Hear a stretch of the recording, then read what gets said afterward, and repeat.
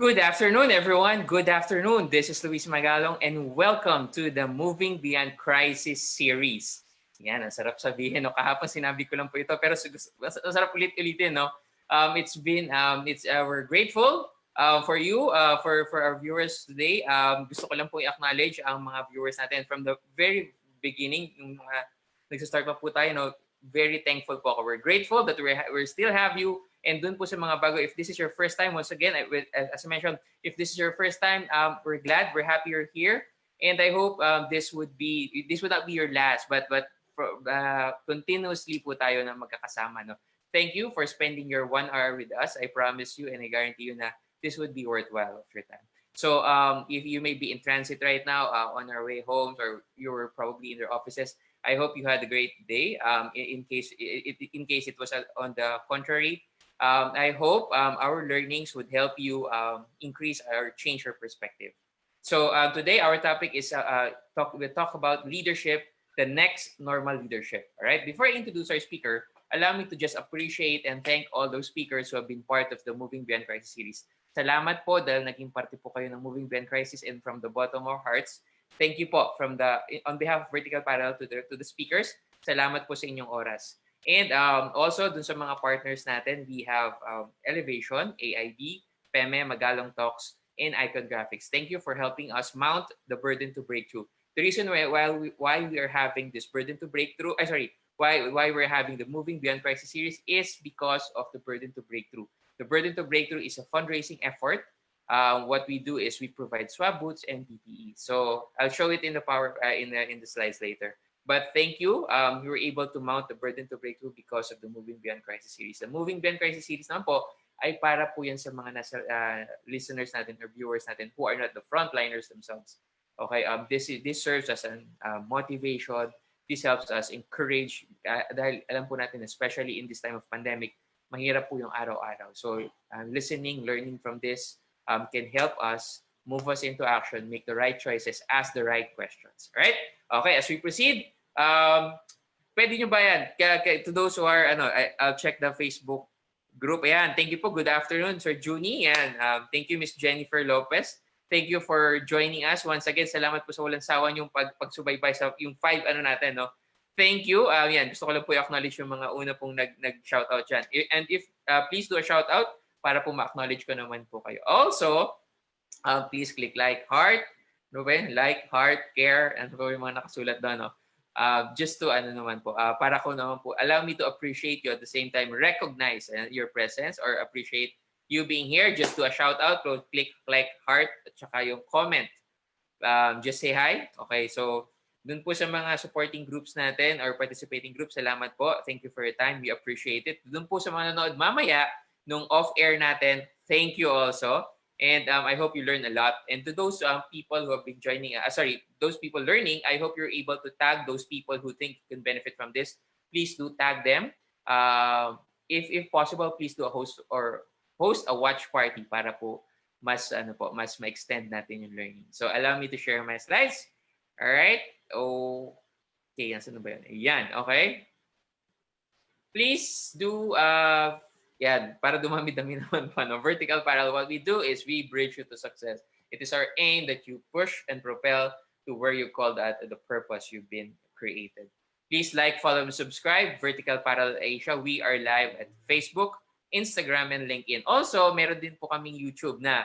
So, ina-upload po namin doon yung mga previous episodes. You can also catch them if you're not being here in Facebook. So, please do catch our previous episodes. I hope you enjoy the learnings that we are able to share. It's a privilege for us to be part of your lives. All right? Okay, so dagdagan nyo rin po. No? Click like lang po para po dumami-dami na. I think 8 na yata. No? Dumami na po from yesterday. All right, dito po ang ating mga previous speakers. Thank you po sa inyong presence and for your time in sharing your wisdom, insights, and perspectives. All right? This is the Burden to Breakthrough where we provide the PPEs and swab boots para po yan sa ating mga select hospitals and frontliners as well. All right. For details, please do call. Their numbers are shown in the bottom right of your screens. All right. Please DM us or get in touch with us through our Facebook as well. All right. Also, please make it a habit to visit our page. What we do is we publish daily thoughts or daily encouragement thoughts, tama nga. Encouraging thoughts. Ayan, yan po yung kahapon. I don't know exactly what the future holds, but I'm stepping forward with grit, anchored in grace by Julie Graham. I hope we make it a habit. So also, allow me to also invite you to our masterclass. This is the paid trainings of Vertical Parallel. We do this in three things. The first is the instructional learning volumes. Second is the online-based training workshop where we conduct it via Zoom, WebEx, or any platform for the training process natin. Also, we also do the office-based where we visit the offices. Of course, the usual training, but due to the pandemic and physical distancing, it's now minimized. So, hindi pa po natin siya ginagawa ulit. But hopefully soon, makasama namin kayo face-to-face. It's really nice. It's different when you see the person face-to-face. Alright? Mas ma-appreciate mo sila, yung ganda at saka kagwapuhan nila. Alright? Okay. So, allow me also to invite you on September 18 to 19, 1 to 5 p.m. It's Productive Leadership, Upping Leadership Potentials. This is good for your managers and supervisors. It's a management skills trainings for them. All right. If you have if you have people who would be promoted or would be succeeding the next leadership roles, please do I encourage you to let them attend this one. It would be on September 18 to 19, 2020. It's an 8-hour learning program inclusive of e-manual and certificates. Also, please do join us on September 22, 23. This is bago. Ka-up lang po ng poster na to. Business and Branding, it's a comprehensive guide for entities, entrepreneurs for their business in branding. Okay, nakasulat po dyan for SMEs. But yes, but we'll define it more, okay, in our next poster. But this is good. Our speaker also is really good on this. It's one of the best, okay? For business and branding, get in touch for this business and branding masterclass. Please get in touch with us. September 22 and 23, 8 to 12 noon. Also, this is an 8-hour learning program, right? It's a full course on branding and entrepreneurship. All right. Okay. So tomorrow, 10 a.m. As our MBC or your Moving Beyond Crisis natin, we'll be having the part 2 of the Home or School Homeschool, Thriving in the Home-Based Learning, where we talked about how do we really thrive and how do we really get involved into the lives of the kids in their academics, or how do you learn. Okay, we'll have there Mr. Great Bimabuti. He's the Learning Director for Homeschool Global Philippines. Okay, he's a good friend of ours, and I guarantee you to the homeschoolers and to the families who are doing the online distance learning or yung ODL na tinatawag, I'm encouraging you to attend this one because this would help you give this is to augment your understanding natin and your involvement natin in other ways and tips and strategies where we can really be involved, help in progressing our child's learning. So this is a very encouraging topic. So I hope you do catch us tomorrow 10 a.m. Okay, tomorrow po yan, Friday 10 a.m. And in the afternoon, you can join us for another Moving Beyond Crisis series entitled Heroic Leadership with Mr. Ruben Lanot. He's a public speaker, corporate trainer, business consultant, and a Go Next speaker. All right, so you'll find him. You'll know more about him tomorrow 5 p.m. as he talks about heroic leadership. Gusto ko pa yan. Magaling sa basketball yan si Ruben. All right. Okay, so now allow me, hindi ko na patagalin. Okay, allow me to introduce our speaker for this afternoon, talking about the next normal leadership. He is a leadership consultant, a corporate trainer and speaker, a millennial CEO, and an author. And okay, stop share ko lang po. Yan, he is a good friend of ours. Honestly, personally, I know this guy also with his wife, the couple, okay? Kasi binigyan po kami nila ng privilege to be their ninong, yun. So thank you po, thank you for that privilege. But more than that, I know this person because hindi pa sila mag-asawa. I saw him in his inclination to leadership in discovering, understanding, and putting those not only in theoretical or mindsets natin, but also in applicable and measurable results. All right, so without further ado, allow me to introduce this afternoon our speaker, Mr. Marlon Molmisa. Yeah. Hello, Marlon. Yeah. Hi, Marlon. You're on mute. Hello. Yan. Hi everyone. I'm live na po ba? Oh, you're live na. Okay. Yeah. So, yan. So, I introduce you. So, Marlon, you may take you may take the online stage. Yep.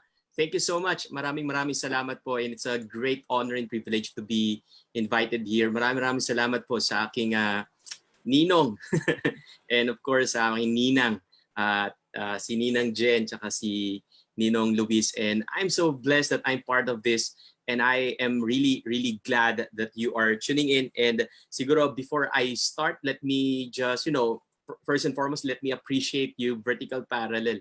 And ito pong grupong ito yung isa sa mga talagang binavalue kong organization sa industry, and mga mentors ko na ito. And I met Kuya Luis. I don't know kung nabanggit po niya kanina.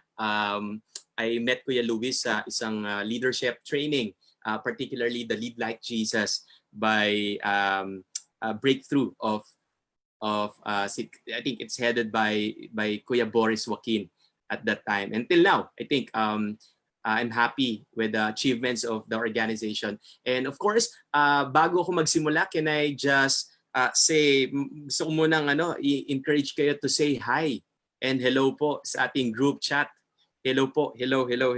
So mamaya po babasahin ko, mukhang hindi po ata sync yung ating live doon sa mismong ating Zoom. So mamaya ano ko po sa inyo, and I think yung mga nababasa ko po dito sila Sir Chi, si Miss Chi, okay, Sir Carlos, okay, watching, and si Sir Ernesto, Sir RD, David, and Miss Novia, and hopefully may mga gusto pang sumunod. And hello po sa inyo lahat, and I hope that you are well and safe at your home. Alam ko po na bago po sa atin ito, and especially with us sa training industry, dati talagang gustong-gusto namin makipag-usap sa aming mga participants after or before and after the training. But this time, this is new, and I think this is also connected with what I'm going to share this afternoon, because I would like to share my latest module, and this is the next normal leadership. And as of now,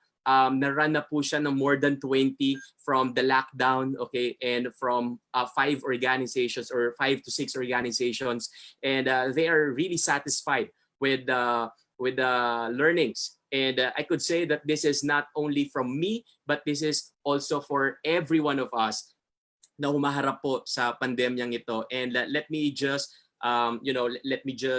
give you a background kung paano po ito nabuo. Just wanna have some disclosure. Ito po ay hindi original term from me. In fact, this is a term used by most leadership consultants in the world.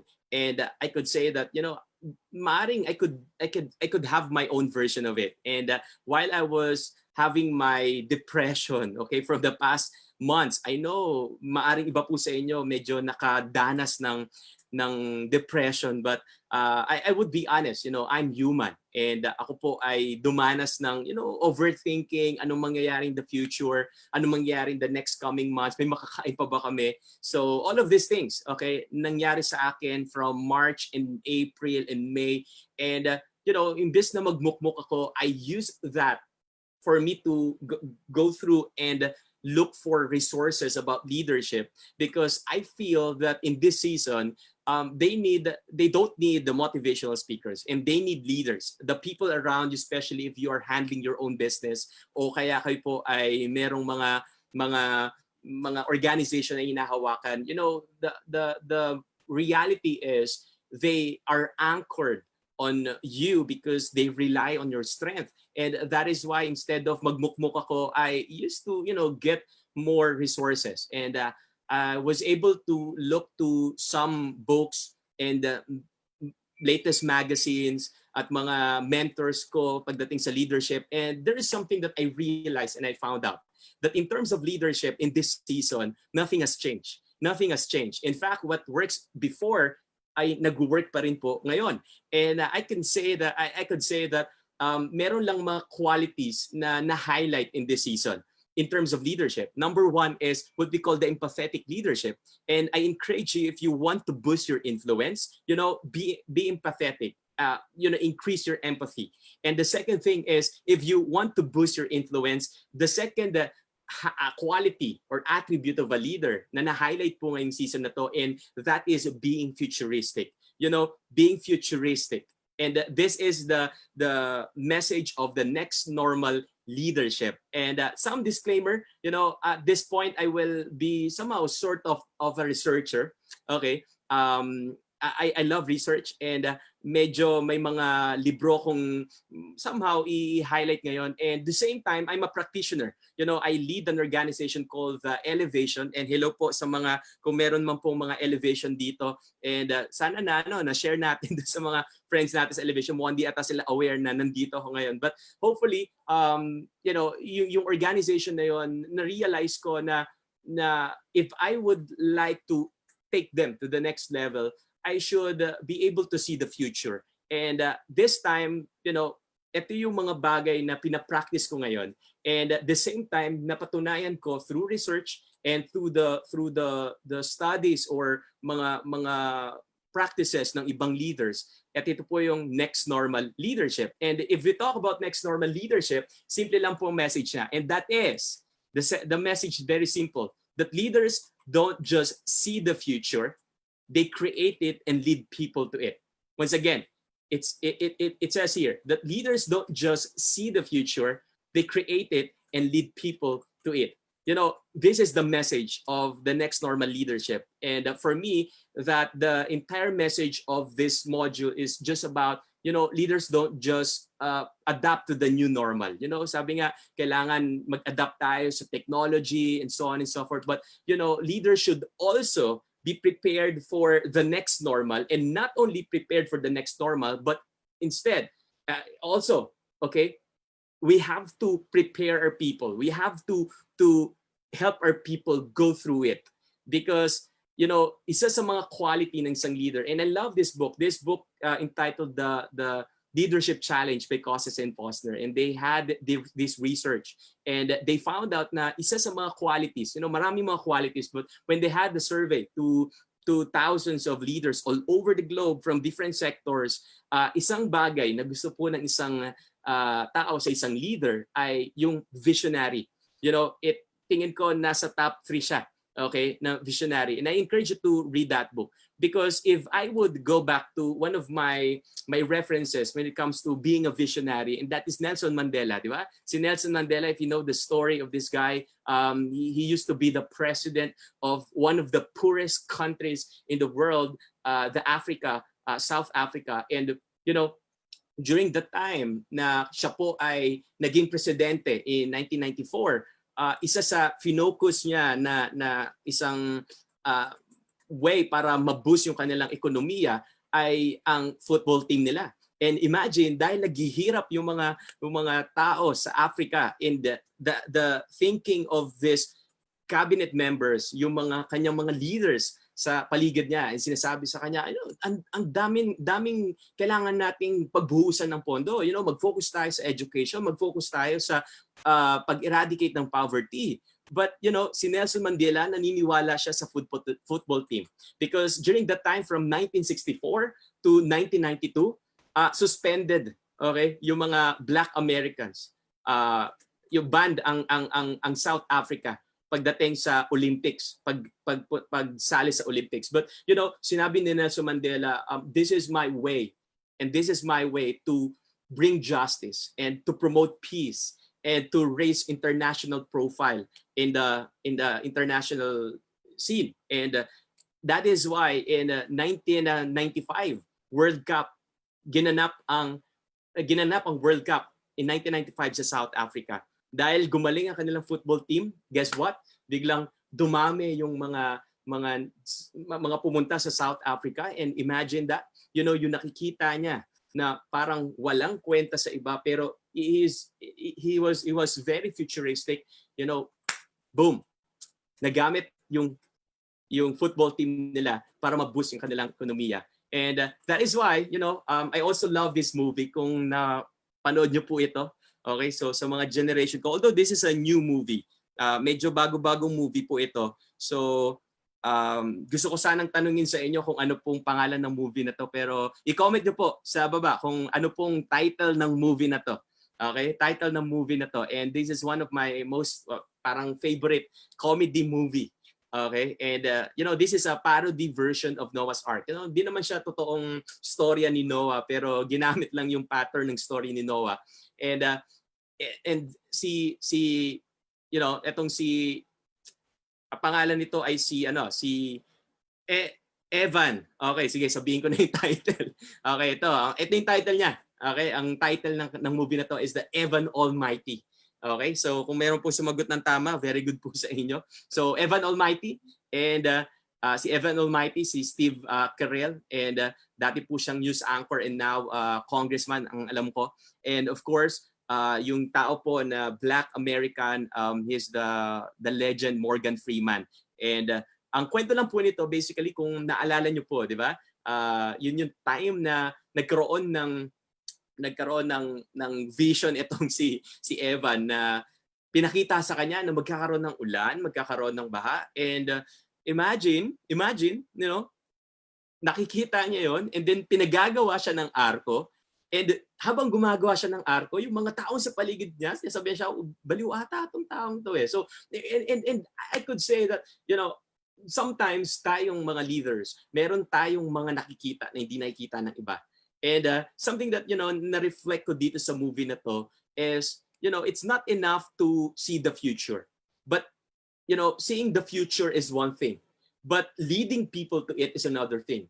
And that is the message of the next normal leadership. And if I would share with you another story, and this is the story of another legend, the Jack Ma, di ba? In 1994, nakita niya na ang susunod na magiging trend ay ang internet.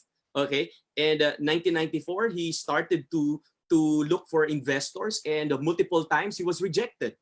He was rejected na parang hindi naniwala yung mga tao sa paligid niya na magbo-boom ba talaga yung internet. But guess what? Right now, Jack Ma is one of the wealthiest man living on earth. And imagine in 1995 when they launched the first website nila, the China Pages. Imagine that for 3 years, in 3 years, kumita sila ng more than $800,000 US dollars. So, ang point lang nito is, it is a challenge for all of us. It is a challenge for us to see the future, but also another challenge to lead people to it. So, the first level of next normal leadership is seeing the future. And the second level is how can we lead people to it. So this is the next normal leadership. And let me just reiterate the message of the next normal leadership. It says here that leaders don't just see the future, they create it and lead people to it. COVID-19 is really a game changer. Sinong mag-aakala na darating ito? I could say na lahat ng mga pinagdaan po natin before, yung mga tinatawag nating mga crisis management, di ba? Parang talagang handang-handa pa tayo eh, no? And dumating tong COVID-19, I tell you, it's a game changer. In fact, talagang marami akong mga kliyente na nakausap nung time na nag-lockdown ng March. Gusto nilang mag-online learning pero hindi sila handa when it comes to infrastructure.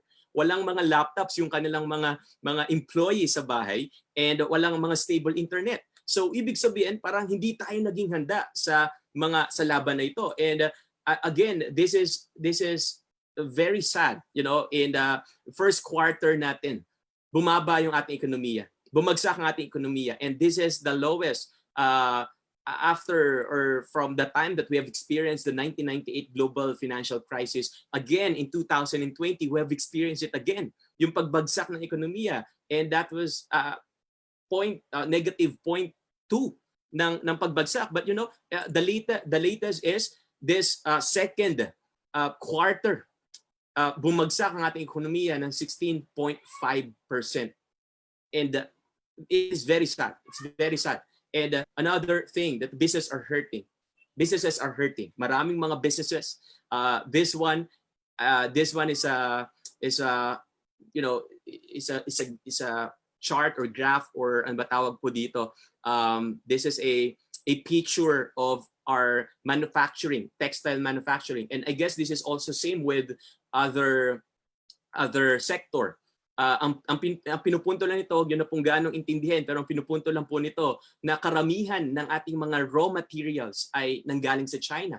And imagine, ang ating businesses, okay, ating businesses ay naka-anchor sa, lalo na yung mga malalaking kumpanya, naka-anchor sa mga raw materials at nanggagaling yan sa China. And imagine, ang COVID-19 nagmula sa China. So, imagine kung gaano umaaray ang mga businesses aside from the lockdown and of course yung supply chain nila, ang daming mga businesses ang napilitan na magsara. And this is another sad thing. Aside from the businesses, also our people, our kababayans are hurting.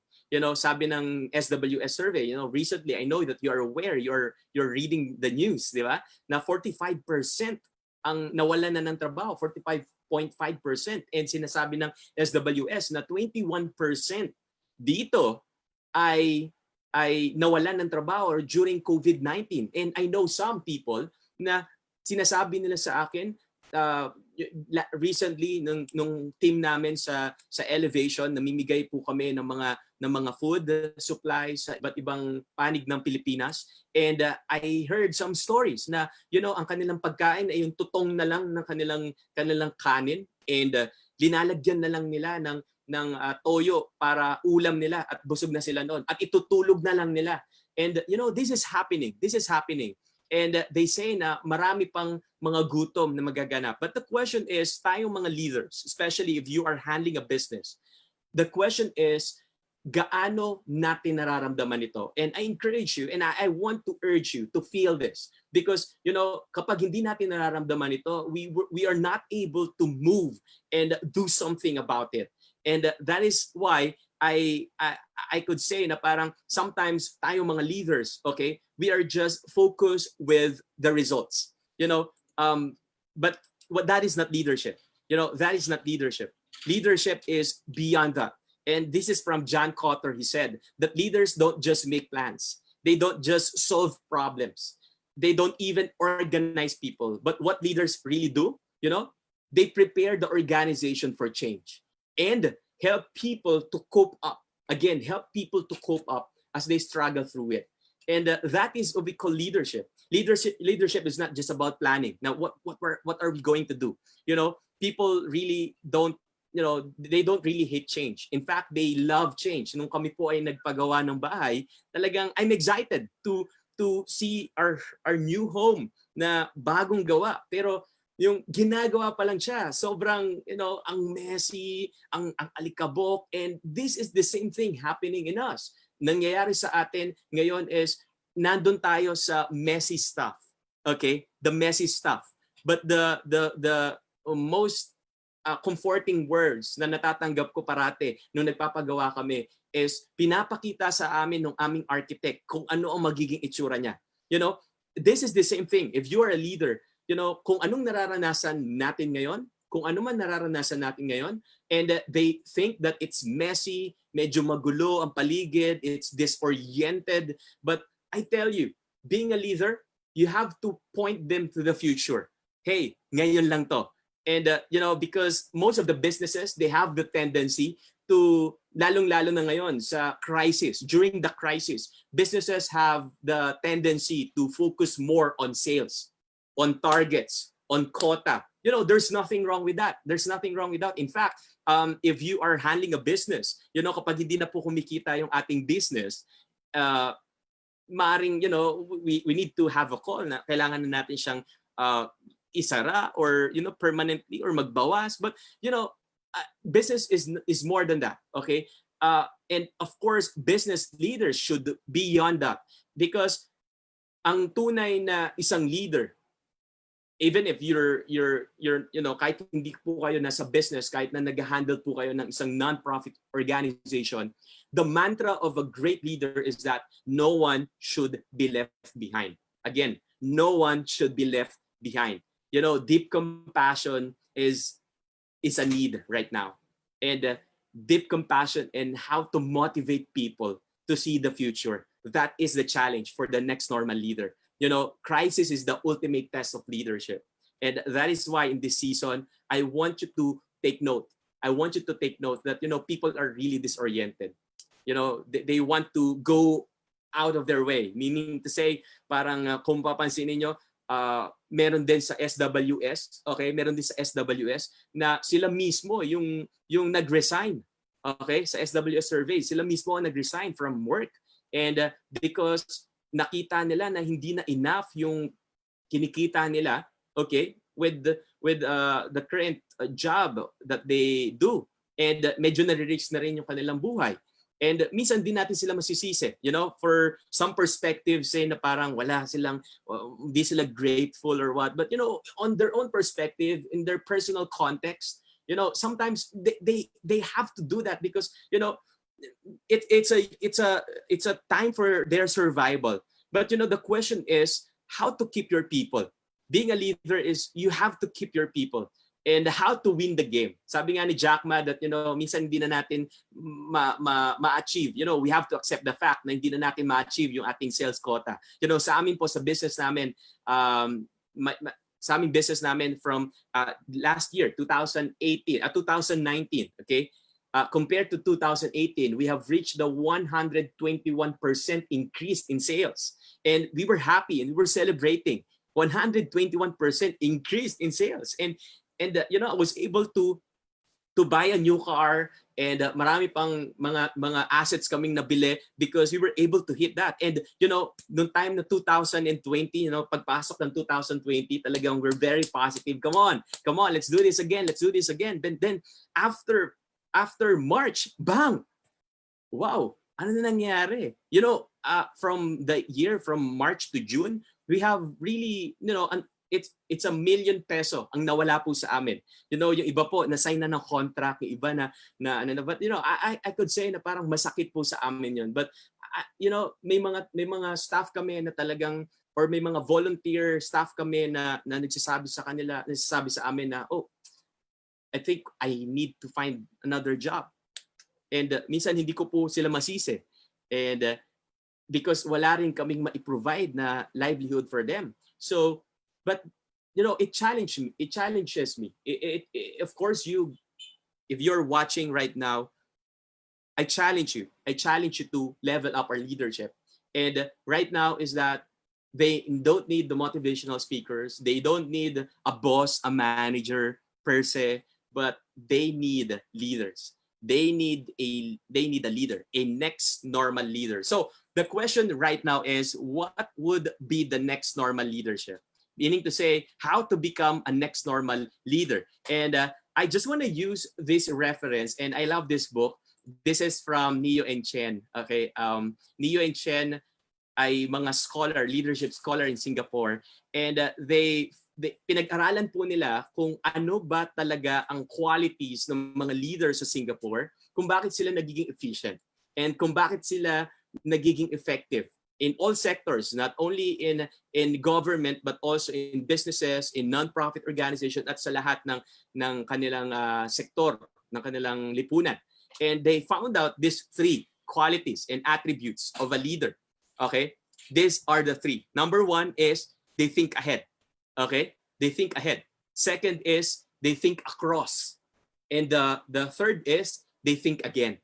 They think again. And I love this book. Okay? I love this book. And they are professors of National University of Singapore. So at this point, I will just discuss about the first, okay, yung thinking ahead. Okay? Medyo because of time constraints and siguro baka umabot tayo ng matagal. I'm doing this most of the time sa half day and one whole day session. But this time I just want to I just want to focus on the first quality, and that is thinking ahead. And how should the next normal think ahead? I will discuss about the think ahead.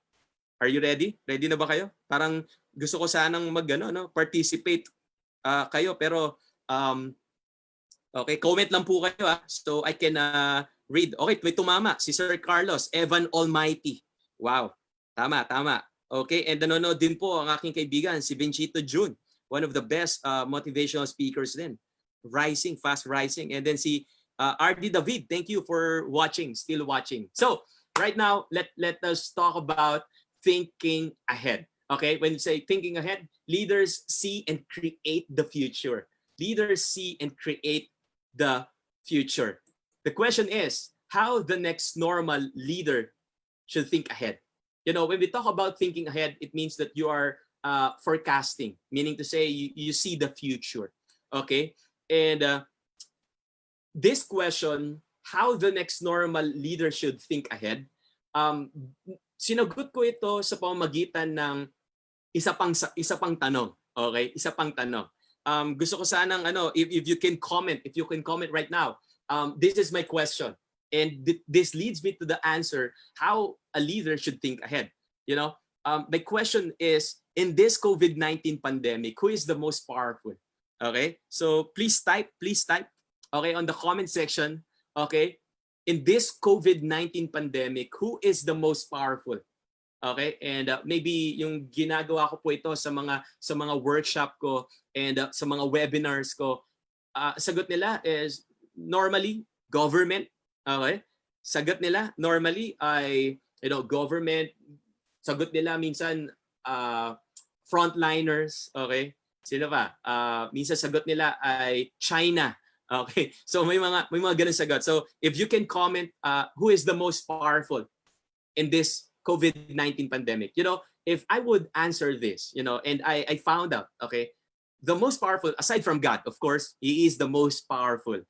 He knows everything. But aside from God, the most powerful is the one who knows the solution or the vaccine. That is the most powerful. And that's why ngayon naglalaban ngayon yung Russia or China, sinong mauna sa kanila, because if the person who can create, or if the country who can create the vaccine, I tell you, magiging superpower, malaki yung kikitain nila from that vaccine. And of course, they can save their people, they can save their economy. And that is why the most powerful is the one who knows the vaccine, the solution. And this leads me to the first challenge for a next normal leader. If you want to become a next normal leader in a sense of thinking ahead, I have 4 points. Number one is that information is the key. Okay, information is the key. I told you that the most powerful is the one who knows the solution, the vaccine, and it boils down at information. If you want to be a next normal leader, the information is very, very important. And in fact, there is one favorite resources that I use from French and Raven, na sinabi nila it's a thesis of leadership. Medyo pag binasa niyo po yung thesis nila, medyo may mga formula, and they found out that one aspect of a leader kung bakit nabuboost yung kanyang influence is information. That is why sinasabi ni Ernie Baron, di ba, nung siya po ay nabubuhay, kapag may knowledge, what is that again? Kapag may knowledge, my power, because knowledge gives us power. So before the COVID-19, we have talked about VUCA, VUCA world, paulit-ulit yon, di ba? Parang VUCA, meron na nga D, di ba? VUCAD, meron pang D. They say it is diversity. Okay, but the main thing when it comes to VUCA, something that I found out is the common problem in terms of VUCA is that we do not know what will happen next. Ibig sabihin, there is a lack of information. So if you have more information, it means you are powerful. And if you know a lot, it means you are powerful. That is why this is the key of Bill Gates. This is the reason kung bakit yumaman si Bill Gates, because kung makita niyo yung buhay niya, araw-araw may dala siyang mga libro. Nagbabasa siya. And in his personal habit, nag-aalat siya ng isang linggo na aalis lang siya, solitude. Kumbaga, aalis lang siya sa malayong lugar and magbabasa lang siya na magbabasa.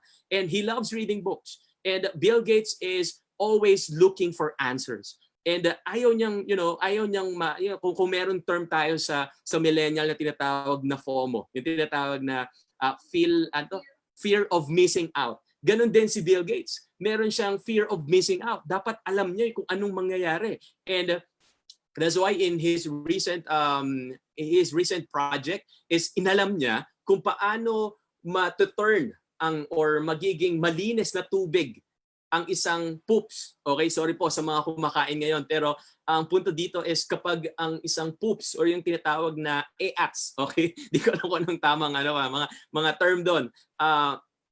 Inalam niya kung paano matuturn yon sa isang malinis na tubig. So, imagine, yung mga ganong crazy ideas, inaalam niya yung sagot, inaalam niya yung solution. That's why he loves reading books. And in fact, he is also an advocate of what they call the productive paranoia. When you say productive paranoia, marami siyang what if, what if, what if. You know, there's nothing wrong with being critical thinker. Magkaiba po yung negative thinker at critical thinker, okay? Yung negative thinker, yung lahat na lang nakita mo mali, okay? Wala ka na nakitang positive. But, you know, when we talk about critical thinker is, meron siyang nakitang, you know, what if bumagyo ngayon? What if lumindol ngayon? What if biglang merong sumabog dyan? What if biglang nawalan tayo ng internet? Marami siyang what if. And because of those what ifs, he is able to look for answers. And that is why he is very, very powerful.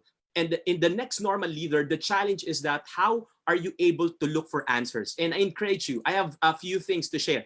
Okay, number one, if you want to look for answers that connect with people with so much information, okay, and very very classic is you can attend seminars, you can attend webinars, trainings, or you know simply having a coffee with the mentor.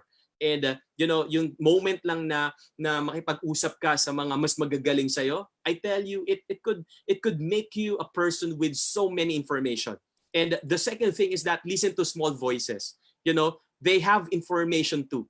You know, this is also, you know, one of the examples is this in Nick Uren. Okay, Nick Uren used to be the special assistant to the coach of Steve Kerr ng Golden State. You know, imagine he's only a parang an assistant coach, pero pinakinggan siya ng coach, and because of Nick Uren, you know, naging champion ang Golden State in 2015, and the last championship nila I think mga 1975 pa. So imagine, because of this person, Steve Kerr, na isang leader, nakinig sa isang you know, hindi naman kataasan pagdating sa hierarchy, yung leadership position, you know, he was able to make the championship.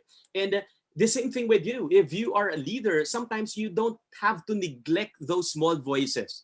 Lalong-lalo na yung mga nasa ground. And I always tell this to the CEOs. You know, in I think March 14, nandun kami sa Bacolod. Okay? Kasama namin yung mga CEOs na nandun from different planta. Okay po, sa Negros. And someone said that, you know, I should also listen to the security guards. I should also listen to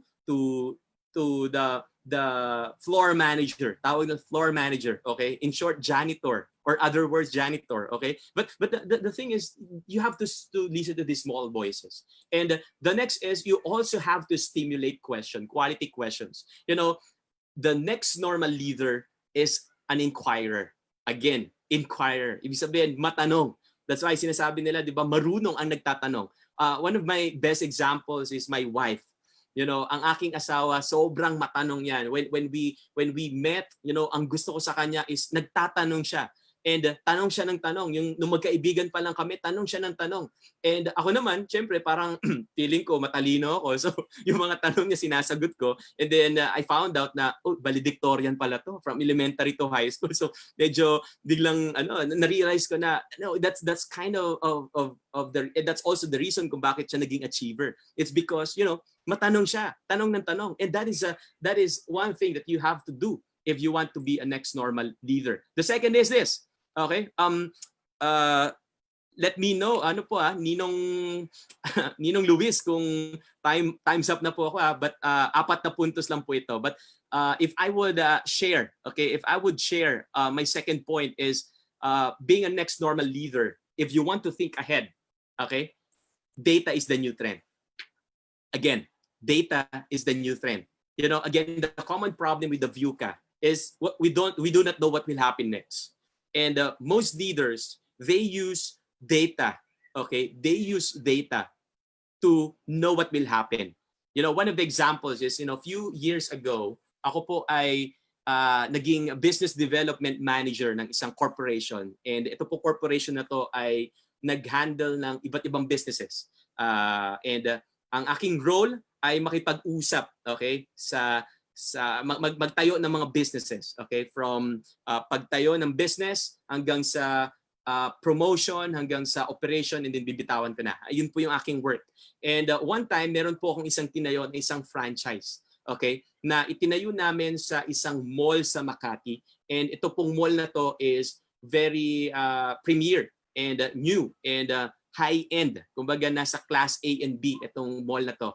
And I was able to talk to the mall manager. Okay, I had a meeting with the mall manager, and something that I learned is ito pong mall manager na to ay naging mall manager pala ng isang mall. Okay, hindi ko na po sasabihin kung anong mall po 'yon. SM North. Nasabi ko pala. Anyway, so yeah, naging mall manager siya ng SM. And that moment, nagtanong lang ako.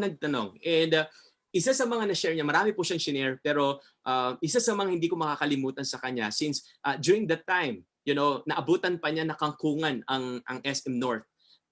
Directly talagang hands-on itong tinatawag na lang si Tatang. Okay? Tatang is si Henry C. And then sinabi niya sa akin na si Tatang, isa sa mga best practice niya nung nagsisimula pa lang ang SM, umuupo lang siya. Okay? Umuupo lang siya sa gitna ng mall. And meron lang siyang notebook. Okay? And then pinapanood niya lang yung mga tao. Kung anong suot nila, kung ano yung kinakain nila, kung ano yung sapatos nila, kung anong ginagawa nila. And this is what they call as trend spotting. Okay? Again, trend spotting. And because of that next normal, I could say that is a next normal quality. Kumukuha ng data si Tatang para kung ano ang magiging next move niya sa kanyang mall na SM. And perhaps this is also same with Disneyland. Kung bakit natayo ang Disneyland, it is not only for us to have fun and dalhin po natin yung ating mga bata sa Disney, but the reason kung bakit din nila tinayo ang Disneyland is for them to have a social experiment. In fact, ginagawa po nila, meron po mga CCTV na tinitignan nila kung saan madalas pumupunta ang tao. And because of that, kapag nakita nila ang isang, for example, the Mickey Mouse, okay? Kapag nakita nila ito, okay, na madalas pinupuntahan ng tao, doon sila nakakapag-isip na, kailangan natin gumawa ng sequel nito. Kailangan natin gumawa ng movie na to. And ang punto nito is that they get real data. They get real data. And that is what we call the new trend ngayon, is what we call the data. And also, this is the same thing, sinabi ni Jack Ma. Sabi ni Jack Ma in one conference, buo ito meron po akong transcript ng kanyang sinabi, pero sinabi ni Jack Ma na in year 2000, internet was a trend. But for the next 30 years, data is the new trend. Again, data is the new trend. Kumbaga, imagine, data would be the next big thing. And that's why nagta-transition si Alibaba into data analytics, because ang challenge ngayon is not only to get data, but how these people analyze data. And the question is right now, through this COVID-19 cases, okay, we have so many data. Marami tayong makita po with the new trend. Ito po yung ating death. The question is, given the data, okay, given the data ng mga yon, what is our next move as leaders? And how can we help our people to go through it? Isa sa mga ginawa ng Google, okay, si Google, March pa lang, or this year pa lang, February pa lang po ata, sinabi na nila na hindi na nila papapasukin ang kanilang mga staff sa office. Ang ginawa nila, nagbigay sila ng $1,000 para bumili ng mga furnitures, office furnitures para sa bahay na magtrabaho until December. Okay, until December. Because that's how they see it. That's how they see it. Na parang because of the vaccine, wala pang vaccine, tingin nila na the work from home be the best option. And another thing is, dito sa Pilipinas, we also have, mga Ayala and other multinational companies. They are now implementing the work from home support, okay? Because they know that, given the data, doon nila binabase ka na ng decision. Iba-iba yung uri natin ng pagbase ng data, okay? But for us to analyze it better, we have to talk to someone who is best on that field, okay? But the thing is, we have to analyze data. And in NCR, it depends on the sector, okay? Ginagawa nila, they really impose the work from home experience because they see na isa sa kinukonsider din nilang data ay yung ating public transport.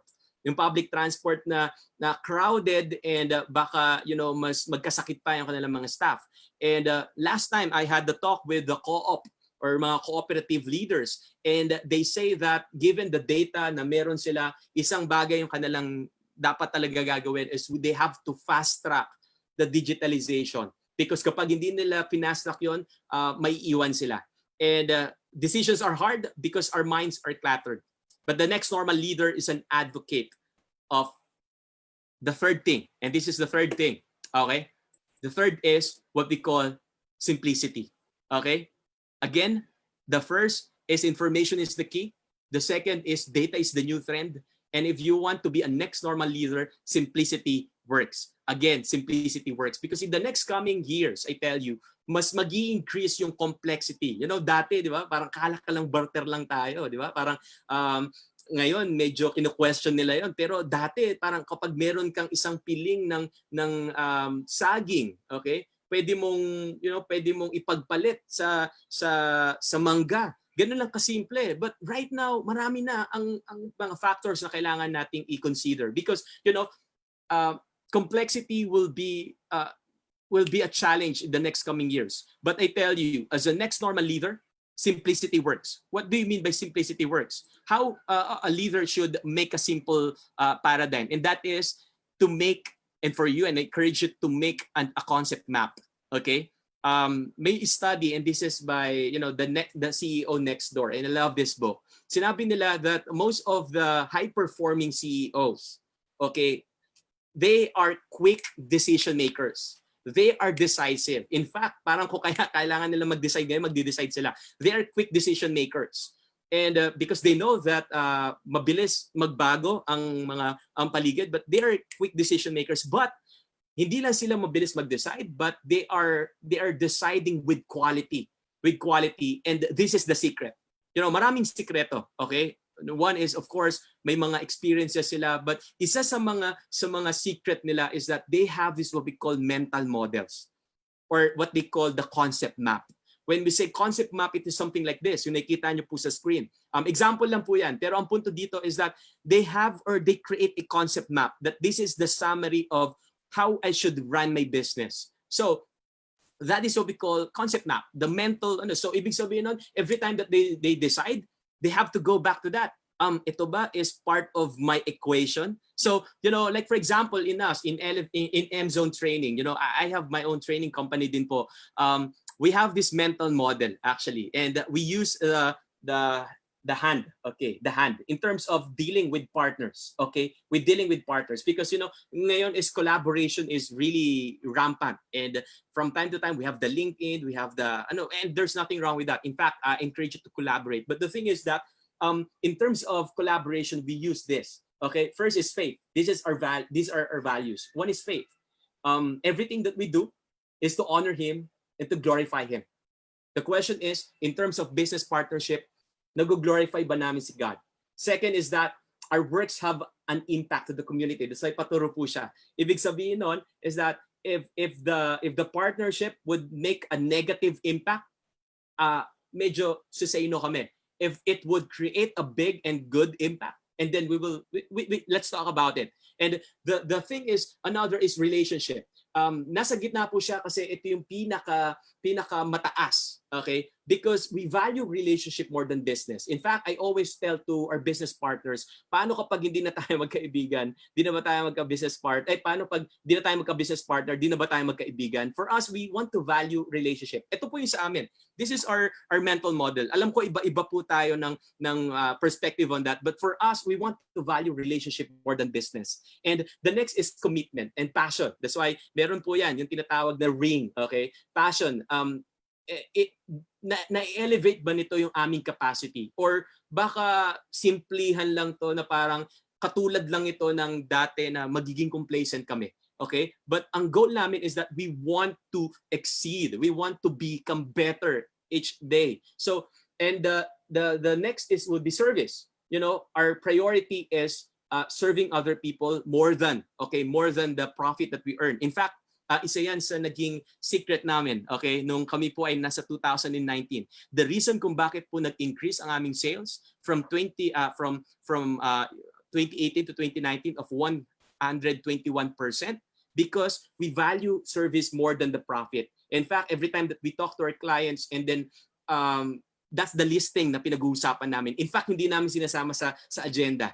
So kapag kami po ay, kaya nagugulat na lang po yung kliyente namin, tapos na yung meeting, hindi po namin napag-usapan kung magkano po yung service. And then kapag nagtanong na sila, yun na yung time na we negotiate. And in fact, instead of babaan nila, seldom po yung nag-ano sa amin, nagtatumatawad sa amin. Why? Because they see our sincerity of focusing on our service more than the profit that we earn. Okay? And the last is what we call the bayanihan. Okay? The bayanihan.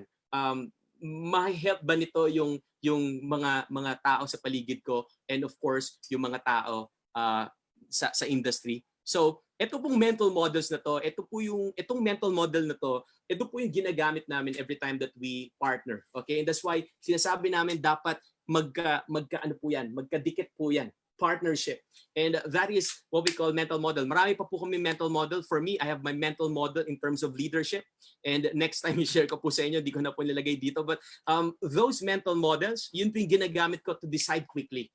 And at the same time, all of the CEOs, if you want to decide quick, you have to have your own mental model. So again, simplicity works. And the last is this. And I could say that this is very important.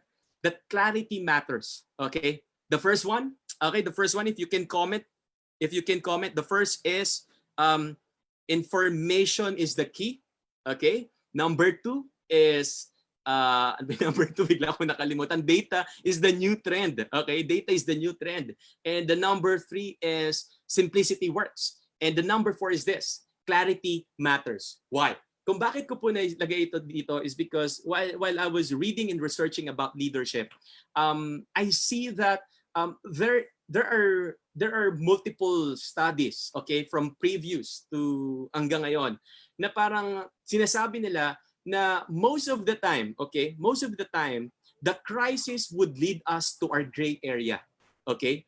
Crisis lead us to our gray area. Like for example, we say gray area, ito yung mga tipong okay lang pero parang hindi okay eh. Yung parang you can justify it anytime na it is good. But on the other hand, hindi siya okay. Like for example, during this crisis, most of the businesses are focused on their sales. They're focused more on their sales, their results based. And they are focused more on the recovery. And recovery. So the question is this. Nagbabayad ba sila ng tamang tax nila? That is a tricky question. And I found out in the study in US, this is from the study of Moore, okay, and Bandura of the moral disengagement. Sabi nitong dalawang ito na in 1980s, yung Fortune 500, 60% of them violated the federal law within 2 years. So ibig sabihin na 4 lang sa 10 ang sumusunod sa tamang batas, or sumusunod sa may mataas na ethics, business ethics. And that is a Fortune 500, meaning to say mga malalaking kumpanya na to. How much more yung mga small medium enterprises? So that is why I want to focus on this, because when it talks about clarity is this. We tend to go to the gray area if we do not know what is white and what is black. Again, tendency natin pumunta po sa gray area if we do not know the white and we do not know the black. So ethics will be the next big challenge for the next normal leader. And why I would like to emphasize on this is because I want to encourage you to know your who plus why. Okay, this is the new trend ngayon, di ba? The who and why. But I want to, this is not new and this is not, galing sa akin. And I could say na nakita ko lang to sa mga researchers, but I agree on this. Kumbaga, sinama ko to sa slide na to because I agree on this. Sinabi dito that our values are very, very crucial. Sabi ng isang study ni Collins sa Built to Last, di ba? Na ang reason kung bakit nagkakaroon ng visionary companies. Ang visionary companies, ito yung mga tumatagal na more than 100 years.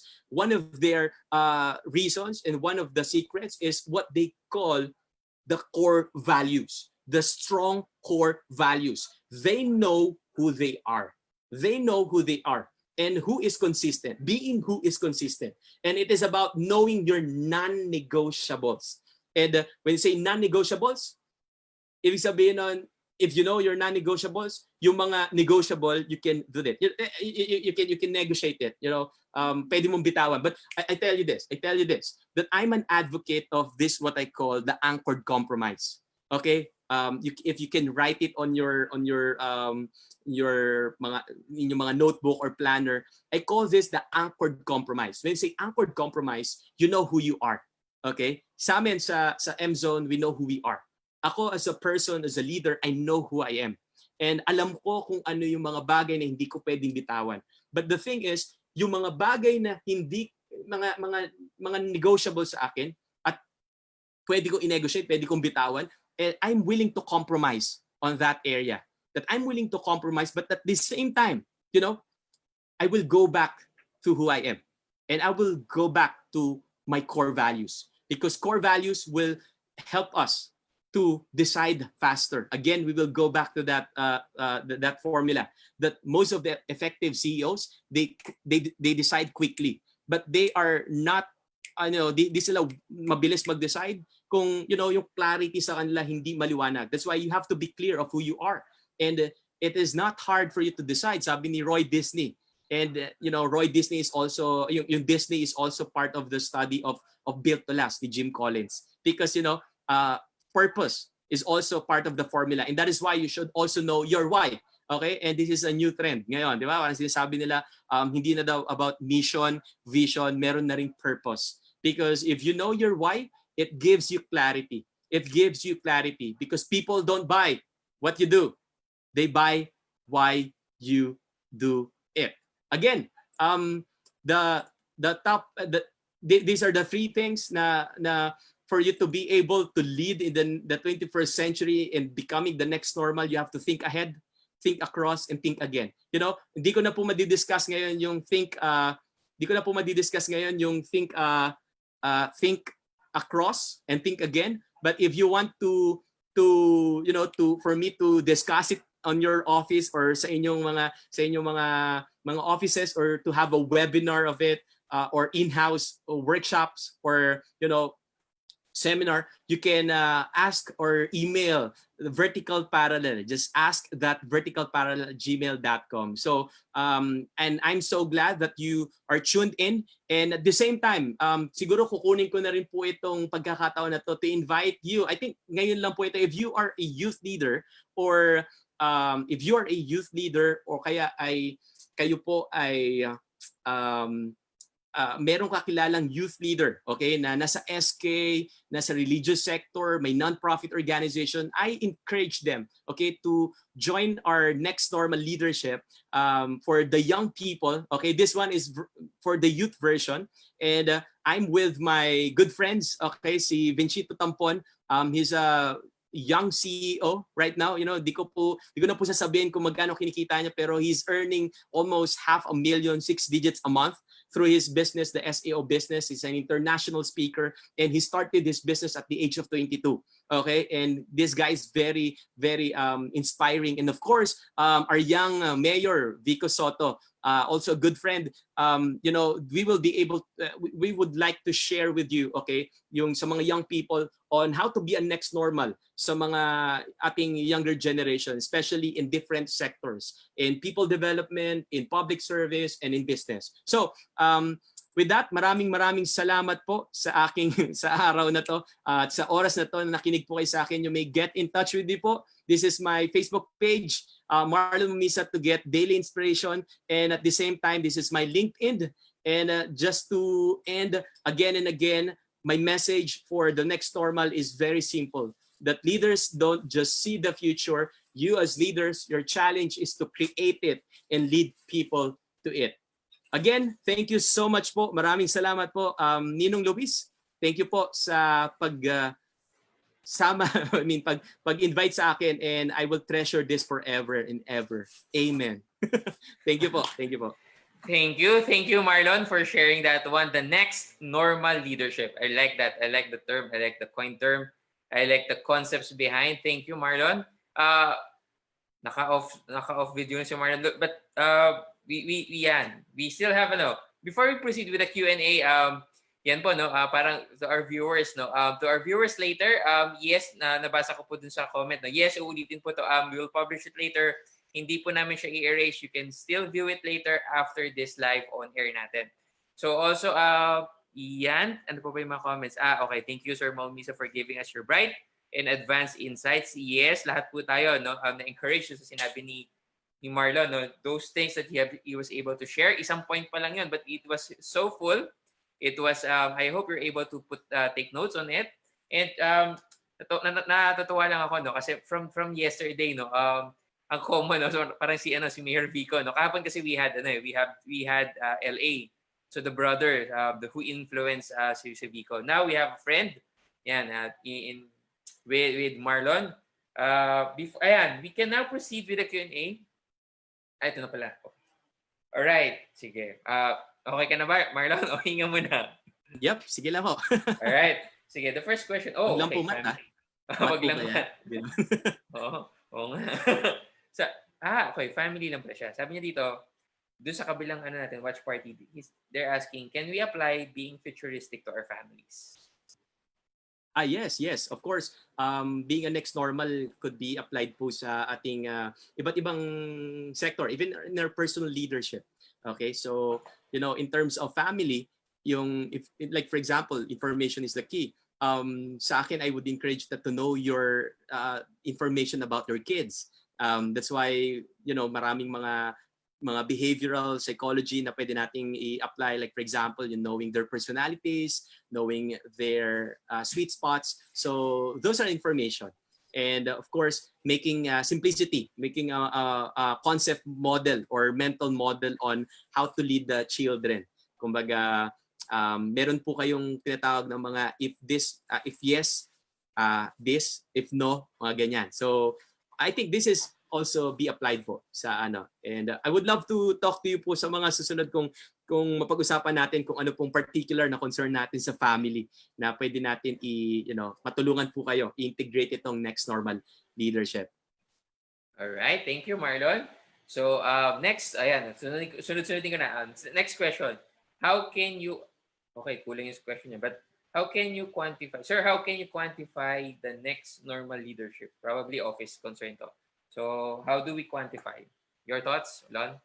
Quantify means number or measurement po ba yan? Measurement, I think. Kulang yung question, but it's yun yung sinabi. But I think it's a measurement. How do you measure, probably? Yeah. Basically, yung pagiging, yung measurement kasi na to, and of course, this is a new concept kasi. And even the McKinsey is integrating this. They are also having their own research about the next normal leadership.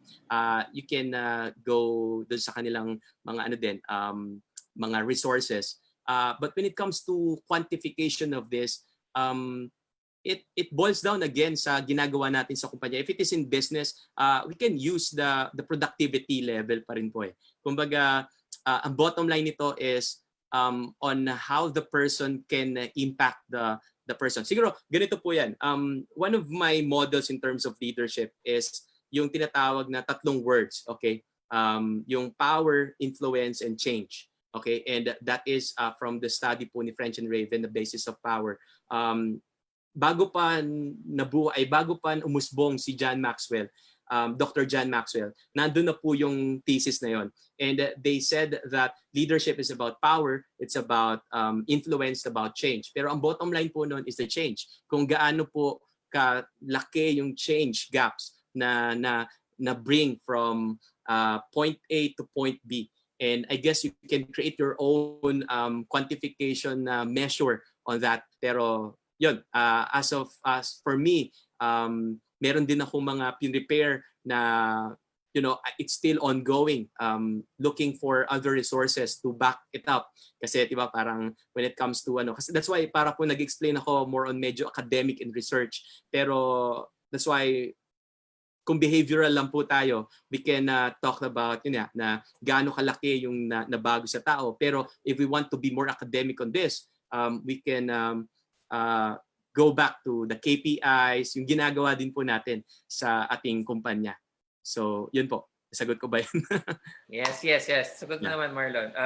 Kulang lang siguro yung question niya, that's why we weren't able to really figure out kung saan tong part. But yes, tama sabi ni Marlon, though, yung KRAs, the KPIs, and even the balance scorecards, you can use it for the competency side.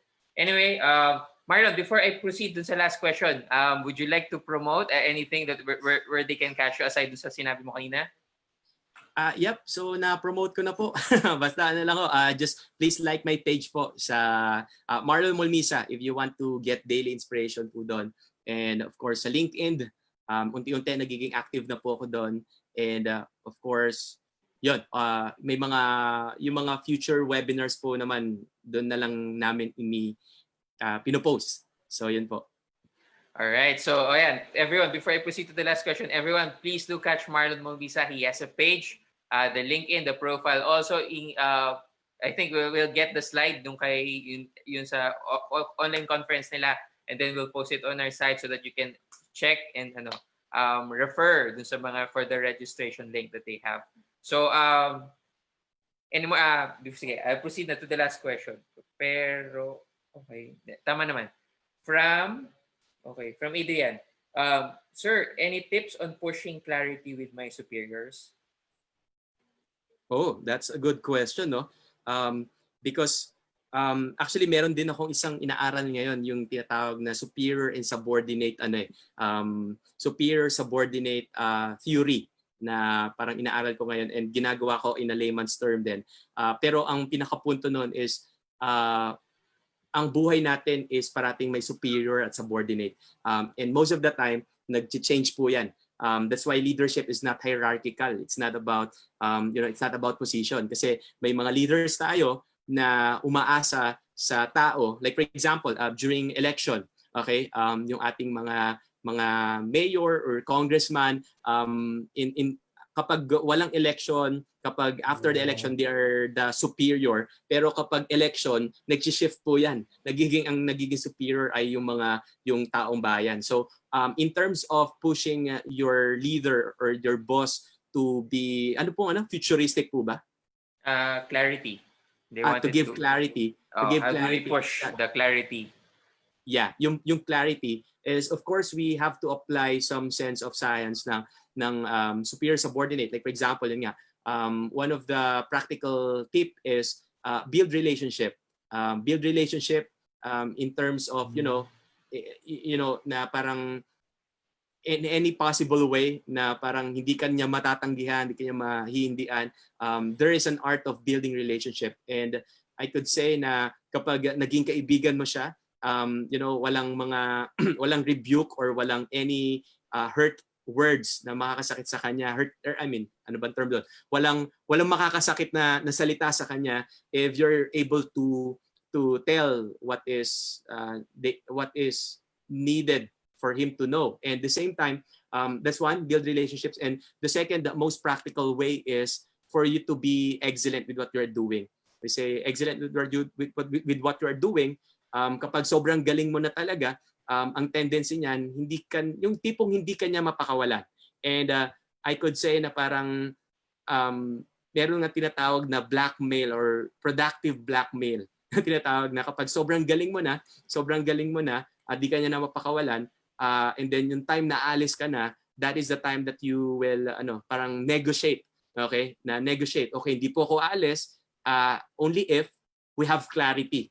Okay, with our business or with our ethics and so on and so forth. So ibig sabihin parang to give you practical tips lang po is build relationships and be excellent with what you are doing. And with that parang masishift mo yung from subordinate ka into superior. So I think yung mga practical dalawang bagay po na aking